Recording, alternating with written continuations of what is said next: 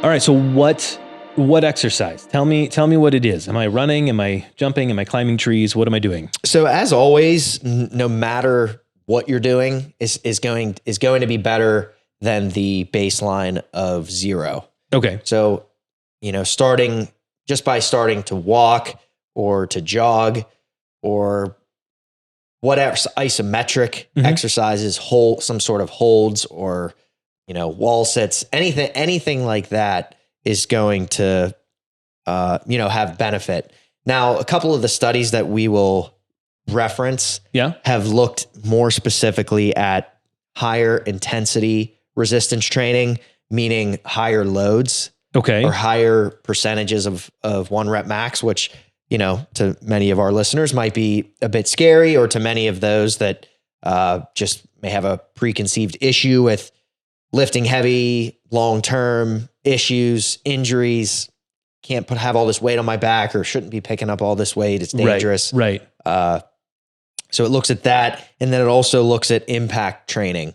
So you can think of impact training as almost like plyometrics or low level skipping or jumping or actually punching. There are boxing classes, cardio classes that incorporate, hitting of a heavy bag. And so there's some studies that even looked at that stuff that's more, as the name states, higher impact, more, one of the studies looked at hanging and then letting go of a pull-up bar and actually impacting landing the ground. So there's an impact of some sort, not necessarily. Exactly. conflict. And you can you could theoretically look at running. You might even be able to lump some low-level running or sprinting into that category. But again, the interventions that we'll talk about had more of a specific like plyometric component, which not to ramble on, it's that's another form of training, another form of exercise that's often feels inaccessible to people, especially those that have been told that their bones are frail. Their risk of fracture is this high. Yeah. So telling somebody to focus on jumping or landing or low level hopping, it's not a real comfort. It's not a comforting thing to hear heavy lifting and impact training. Yeah, especially. But if I understand what you're saying, that because that sounds particularly risky because of the physical shortcoming in the bone structure, that is exactly the right prescription for reversing that issue. Right. So what you were saying there sort of reminded me, what I wanted to say at the outset was that some of the specific exercise interventions geared at osteopenia, osteoporosis, postmenopausal women and such from years and years ago were actually underwhelming, almost sort of, it was doing something. It was moving the needle a little bit, but it wasn't as hyped up, I think, at that point as what I'm kind of making it seem like now. Yeah. And that's very true. But what a lot of this newer research has looked at is, again, just to sum up the idea that we need to build into higher impact. We need to build in occasionally higher intensities or higher percentages of 1 rep max weights that are going to be relatively heavier for the person. Heavier weights. Okay. All right. What does why is that? What is the mechanism that's at play? Why is it that the heavy weight or the impact is what seems to have a better result? So going all the way back to, what Joey had talked about in the first segment, just with how bone is is constantly remodeling. Mm-hmm.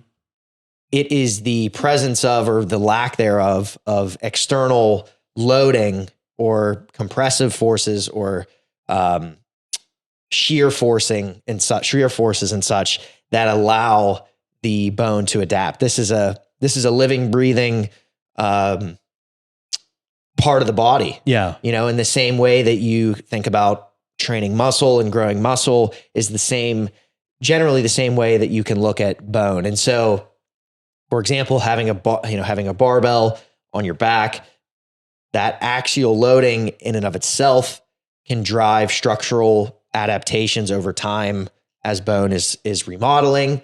And so it's the getting the understanding that loading your skeleton isn't within reason, isn't a bad thing. It's actually a necessary thing to give your bone essentially what it needs to continue to develop. That makes sense. Okay. In the same sense that your body will only grow bigger muscles when the demand is there, when you are putting it under stress and you're giving it the stimulation to say, hey, no, you need to get bigger. Mm-hmm. The same thing is true for the bone, that the bone will get bigger when there's the appropriate level of stress put on it to say, hey, this isn't quite going to do it. We're going to need some more bone. Yep. There are physical changes that are occurring.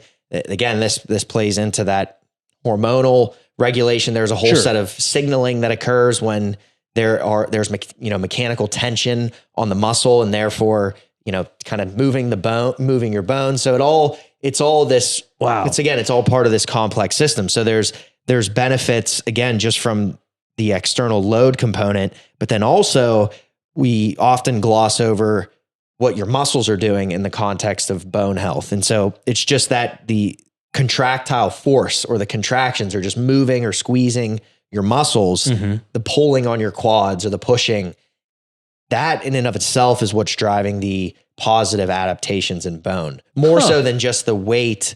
That's why it's not just about just having a weight on your back, but certainly that increases the amount of tension that you can create. And you have to get to a point where you're building and producing more force to move the needle in something like, bone mineralization and such. But in general, it's the moving of muscles that really put the stress on the bone in addition to the external load that's there. And then it's the increase, as you increase load, you increase the difficulty or the hard effort of the contraction itself, therefore increasing the compressive forces on the bone, which then signal to the body it's time to remodel. It's time to do your thing. That's super cool. Very scientific. No, but I mean that makes complete sense when you say it that way. That makes sense.